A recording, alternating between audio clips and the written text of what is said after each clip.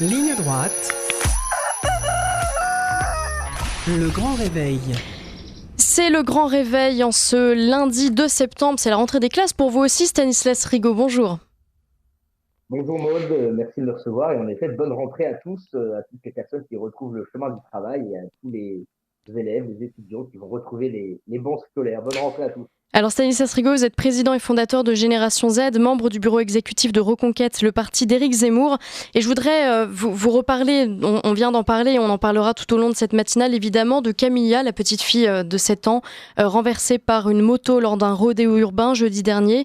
Elle est morte hier soir. L'enquête devrait donc être requalifiée en homicide involontaire, tandis que l'auteur de ce drame a été relâché et mis en examen. Stanislas Rigaud, votre réaction sur ce drame? C'est comme vous venez de le dire, je viens d'écouter votre édito à l'instant. Une fois de plus, il faut rendre hommage à ces victimes, il faut penser à elles et il faut surtout penser maintenant à agir parce que ces drames-là, ils sont récurrents, on les oublie même parfois puisqu'ils sont répétés à longueur de semaines, à longueur de mois et on a l'impression que c'est une spirale infernale. Le temps des Jeux Olympiques est passé, le temps de la festivité est passé, nous retrouvons maintenant le quotidien. Ce quotidien, c'est la violence puisque les rodéos urbains qui font tant de victimes, les attaques au couteau sont nombreuses dans notre pays. Un chiffre pour donner un ordre d'idée de l'ampleur des dégâts, c'est qu'il y a près de 25 000 refus d'obtempérer par an, il y a près de 70 refus d'obtempérer par jour, il y a 120 attaques au couteau par jour. Et ces drames-là, ils sont récurrents dans notre pays. Il faut maintenant tout faire au-delà des pensées que nous devons avoir pour la famille. Il faut maintenant essayer d'y remédier. Il faut le faire pour ces personnes, pour Camilla, pour ses parents, pour son entourage et pour toutes les victimes de notre engagement de la société. Alors ce drame intervient quelques jours après la mort d'Éric Colmin, ce gendarme renversé par un conducteur multirécidiviste. On se souvient des mots de son épouse: la France a tué mon mari. Aujourd'hui, c'est le père de Camilla qui dénonce le laxisme de la justice française. On a l'impression que les langues et les colères commencent à se délier, Stanislas Rigaud. Enfin, il est triste que ces langues qui se délient se fassent autour de ce genre de drame, mais on est quand même aujourd'hui, je crois, satisfait de voir que les parents de victimes, les proches des victimes dénoncent ce laxisme et dénoncent ces situations scandaleuses. Comment ne pas être révolté quand on apprend que la personne qui a tué Camilla est de nouveau dehors, certes mis en examen mais dehors, quand on sait que la personne qui a tué ce gendarme est un multirécidiviste et qu'il était dehors. On a trop longtemps dans ce pays expliqué que ceux qui dénonçaient ce laxisme, ceux qui dénonçaient les racailles, ceux qui dénonçaient les voyous, les rodéos urbains, étaient des personnes d'extrême droite. Et en réalité, on se rend compte que derrière le mot extrême droite, il y a deux mots, c'est bon sens. Et le bon sens, c'est de dire qu'un multirécidiviste, il n'a pas à être dehors et à pouvoir se balader librement. Le bon sens, c'est de se dire qu'il n'est pas question, il n'est pas pensable que quelqu'un qui vient de provoquer la mort d'une fillette de 7 ans puisse être dehors aussi rapidement, surtout quand on apprend qu'elle est décédée hier. Et vous voyez, on est heureux de voir aussi, malgré tout, que les Français commencent à comprendre ce qui se passe et que les Français commencent à comprendre qu'il y a deux camps, qu'il y a deux France, celle qui s'émeut de ces drames et celle qui essaie de les relativiser. Cette France qui essaie de les relativiser, on en parlera peut-être tout à l'heure, Maud. Oui. C'est Libération qui explique dans un article que le sujet des couteaux est un sujet, l'interdiction du port de couteau est un réel fléau. C'est l'humanité qui explique que ce gendarme tué à cause de ce refus d'obtempérer de ces rodéos, c'est peut-être, après tout, c'est un mort du travail. Et bien, vous voyez, cette France-là, c'est aussi celle de la France insoumise, qui qualifie non pas de délinquant ou de voyou l'individu qui a provoqué la mort, mais c'est un motard, ou alors qui n'en parle tout simplement pas. Et puis, il y a une autre France, celle que nous essayons de représenter, qui, elle, s'indigne, et elle, qui essaie de régler ses soucis en nommant le réel. Et j'essaye, à mon échelle, d'appartenir à cette France-là pour résoudre les problèmes des Français et éviter de nouveau ce genre de drame. Stanislas Rigaud, on parle de ces langues qui se délient, de ces réactions aussi qui se multiplient. On voit très bien, on sait que la droite a réussi aussi à imposer une sorte de discours, de réaction complètement légitime. Vous parliez de bon sens. Est-ce que ces réactions, même si elles n'aboutiront jamais à rien de plus que des marches blanches, en tout cas pour le moment, on ne voit pas de réelle mobilisation et ce n'est pas non plus un appel à sortir dans la rue avec de battes de baseball évidemment, mais simplement à réagir peut-être davantage.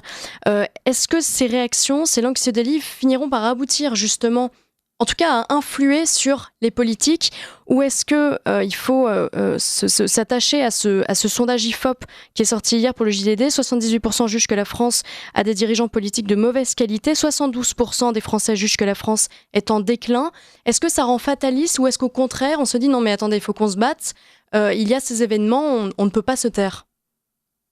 Alors ça, pour le dernier point, je pense qu'il n'y a pas de place pour le fatalisme.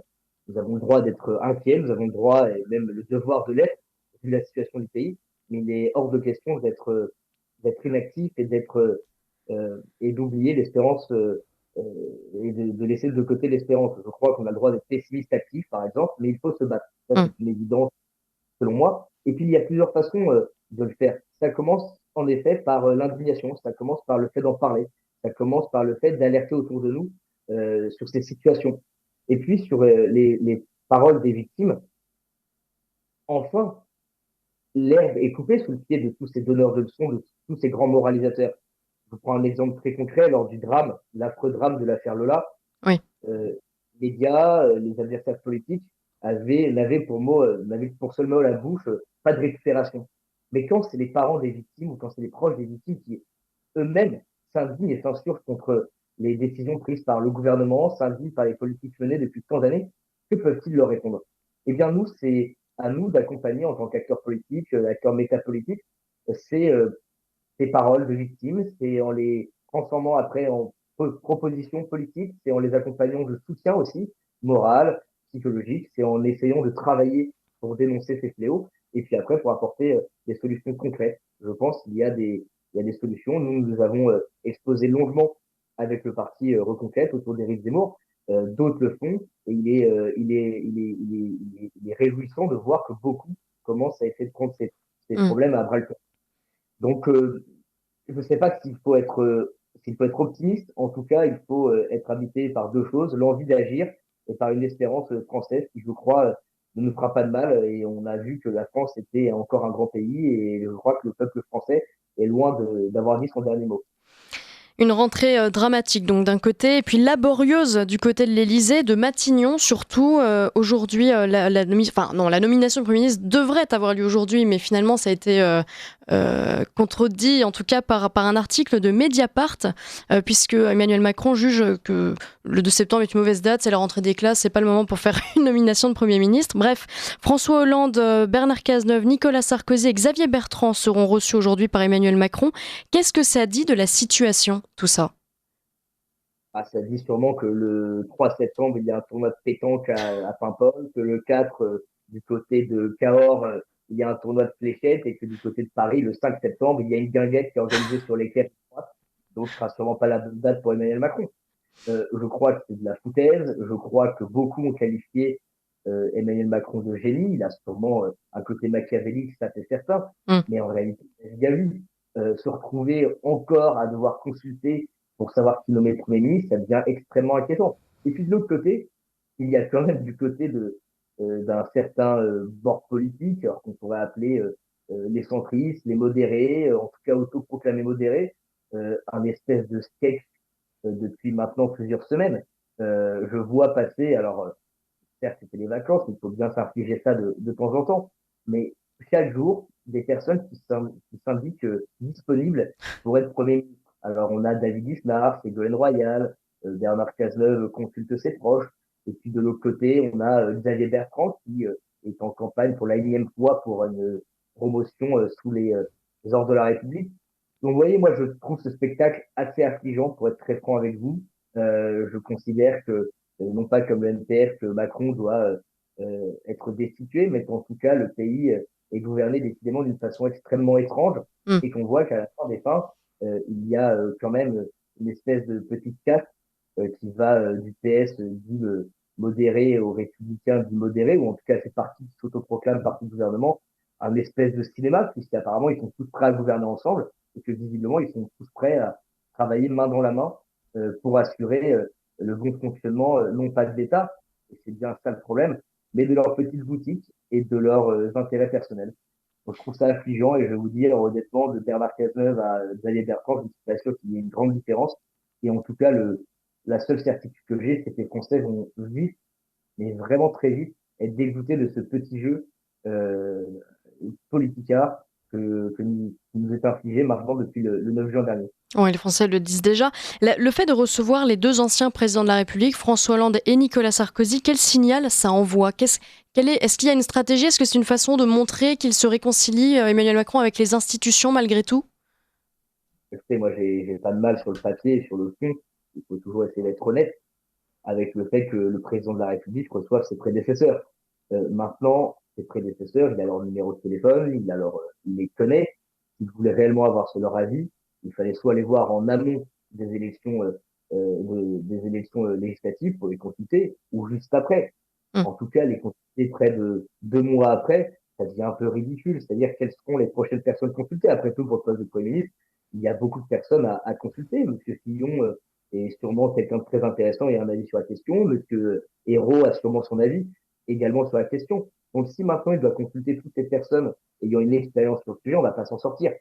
Donc vous voyez, Hum. que faut pas dire, ils reçoivent des anciens présidents de la République, c'est une chose et c'est très bien, ne soyons pas des magots. Pourquoi dans ce timing-là? Et surtout pour leur dire quoi concrètement? Va-t-il réellement les consulter ou encore faire de la com pour gagner du temps? Parce qu'au lieu de commenter le fait qu'il n'est plus de Premier ministre, on commence maintenant les aléas des uns et des autres au palais de l'Élysée. Donc vous Ouais. voyez, je crois qu'il ne faut pas se tromper, ne pas se laisser, euh, et qu'il ne faut pas être le lapin dans les feux d'une voiture à 2 heures du matin. Et on attend avec impatience l'avis de Manuel Valls, qu'on n'a toujours pas entendu. Oh, Stanislas il Rigaud. peut être disponible pour le poste. Oui, À la limite. non mais c'est ça. Stanislas Rigaud, on entend énormément la gauche s'exprimer sur ce sujet, sur la nomination d'un Premier ministre. On a vu des noms émerger, des candidats se montrer. En revanche, à droite, c'est beaucoup plus discret. Quand je dis droite, c'est pas la droite de Xavier Bertrand, évidemment, vous m'aurez comprise. Pourquoi? Est-ce que il n'y a pas une stratégie pour la droite aujourd'hui à aller à Matignon? Je ne crois pas, et je crois qu'il faut aussi euh, voir les résultats des élections législatives, c'est-à-dire que oui, il y a un bloc, je crois, de 146 députés LRRN plus le groupe de Marine Le Pen à l'Assemblée nationale, mais le fait est que la moindre nomination d'un gouvernement Bardella, par exemple, il serait, j'imagine, censuré dans la foulée. Oui. Donc je crois que en tout cas, Jordan Bardella a bien raison de ne pas se comporter comme Lucie Casté. Lucie Casté, qui se voit Premier ministre depuis maintenant 2 mois, va tomber de haut quand on lui expliquera gentiment qu'elle peut retourner à la mairie de Paris s'occuper de la dette abyssale qui a été creusée depuis quelques années par la mairie socialiste. Hum. Donc, la droite a simplement raison de ne pas tomber dans cette espèce de chamaillerie pour placer ici et là quelques personnes. Je voyais juste avant de vous rejoindre sur ce lien un extrait de Ségolène Royal qui expliquait qu'elle garderait Dupond-Moretti, qu'elle mettrait Xavier Bertrand dans son gouvernement, mais quel spectacle ridicule. Je suis heureux de voir que Jordan Bardella n'est pas en train de faire un tour, Jordan Bardella ou un autre, hein, Hum. d'ailleurs, Eric Ciotti ou que sais-je, en train de faire tourner des plateaux pour expliquer qu'il mettrait son vieux copain de 20 ans ici, qui garderait un tel. Enfin, honnêtement, je crois que personne ne les prend au sérieux quand il raconte ça. Ouais, le nouveau monde à fière allure. Vous venez de citer Eric Ciotti, justement, qui a annoncé ce week-end le lancement d'un nouveau mouvement, d'un nouveau parti, l'UDR, l'Union des droites. Qu'est-ce que vous en pensez? Ça a été vivement critiqué sur l'aspect gaulliste. Vous, qu'est-ce que vous en pensez, Stanislas Rigaud? Ah, écoutez, je vais pas, pareil, essayons d'être honnêtes. Je ne veux pas critiquer une initiative qui va dans le sens de ce que nous pouvons dire depuis maintenant plusieurs années, depuis près de 3 ans. L'union des droites est un moyen, en effet, d'arriver, je pense, aux responsabilités, d'arriver au pouvoir. Donc c'est une bonne initiative. Maintenant, attention à ce que tout le monde ne lance pas un mouvement pour faire une union qui ne se fera pas. Je crois que Eric Ciotti, pardon, a été courageux. Eric Ciotti a bien fait à l'occasion de ces élections législatives de s'en prendre au cordon sanitaire, de voir qu'il y avait des points communs entre toutes ces sensibilités de droite. Ces points communs, on les connaît, c'est cette envie de baisser la fiscalité, mais c'est aussi évidemment et surtout de combattre le grand emplacement, de combattre l'insécurité grandissante, l'immigration qui s'accroît, et surtout, peut-être dans le fond, la perte d'identité de notre pays. Donc tant mieux, moi je salue toutes les initiatives de nos camps qui peuvent aller dans le bon sens, et je crois que ça en fait sûrement partie. Vous savez, je connais beaucoup de gens dans ce nouveau mouvement qui s'appelle l'UDR. Je pense à Guillaume Carayon, je pense à d'autres députés qui sont en train de faire leur premier pas sur les bancs de l'Assemblée. Et c'est des personnes qui ont un talent, c'est évident, qui ont un courage, c'est indéniable. Et j'espère que demain, ces personnes-là seront capables de continuer de travailler intelligemment ensemble avec tous les mouvements de notre camp, en laissant de côté les différents ou les désaccords sont peut-être marginaux Mm. eu égard de la situation du pays. Mm. Mais je salue l'initiative, en tout cas, notamment d'Éric Ciotti, à l'occasion de ces législatives. Stanislas Rigaud, c'est aussi la rentrée politique de Reconquête. Je crois que votre rentrée a lieu le week-end prochain, si je ne me trompe pas. Exactement, le 7 septembre, pardon, à Orange, donc chez les Bompard, où Yann Bompard et son père Gilles Bompard nous reçoivent dans cette magnifique ville en Vaucluse. Ce sera l'occasion pour nous notamment d'axer sur un sujet qui a été important cet été, c'est le combat culturel et surtout la censure de beaucoup de personnalités de notre camp à droite, qui ont vu leur compte supprimé par Meta. Mm. Et donc je profite de l'audience que vous me donnez ce matin pour leur apporter mon soutien et leur dire qu'il n'est pas normal que des comptes de mouvements identitaires locaux, de collectifs comme Némésis, de médias avec beaucoup de talent comme Occidentis soient censurés. Et nous aurons l'occasion de leur donner la parole pour qu'ils puissent nous expliquer comment mener le combat et comment combattre cette censure grandissante dans le pays. Parce que, pardon, je parle peut-être un peu trop longuement en mode, Non, allez-y. mais parce qu'on se rend compte de l'été que nous venons de vivre, où on nous explique qu'une chaîne de TNT va quand même sauter au mois de janvier prochain. Alors, il y en a une autre qui prend une balle perdue, un Énergie 12, après tout, pourquoi pas les anges de la télé-réalité, c'est peut-être pas la meilleure chose à voir à la télé. On a une chaîne de télé qui est censurée, on a des comptes Instagram qui, de façon arbitraire, sont totalement supprimés, des comptes qui rassemblaient des larges communautés. Bon, l'exemple d'Occidentisme, mais il y en a bien d'autres. Hein. On sait que beaucoup ont été censurés. Et d'ailleurs, je sais pas, le vôtre, je ne sais pas s'il a été censuré, mais non, moi ça va. Pas assez influente. Attention, c'est plus la matinale monte, plus vous risquez d'être. Mais voilà, j'en profite pour le dire, mais il y a quand même, on vit quand même dans une époque où les censures passent sans qu'il y ait de réelle indignation. Et donc, nous, en tout cas, à l'occasion de ces idées autour d'Éric Zemmour et de différentes personnalités, nous aurons l'occasion d'en parler. Écoutez, merci beaucoup Stanislas Rigaud. On vous souhaite une très bonne rentrée ce week-end avec Reconquête. Et puis, on vous recevra certainement très prochainement à notre antenne. Merci beaucoup d'avoir pris du temps, de nous avoir consacré votre temps. Pardon, c'est compliqué ce matin. Très bonne journée Stanislas Rigaud. Au revoir.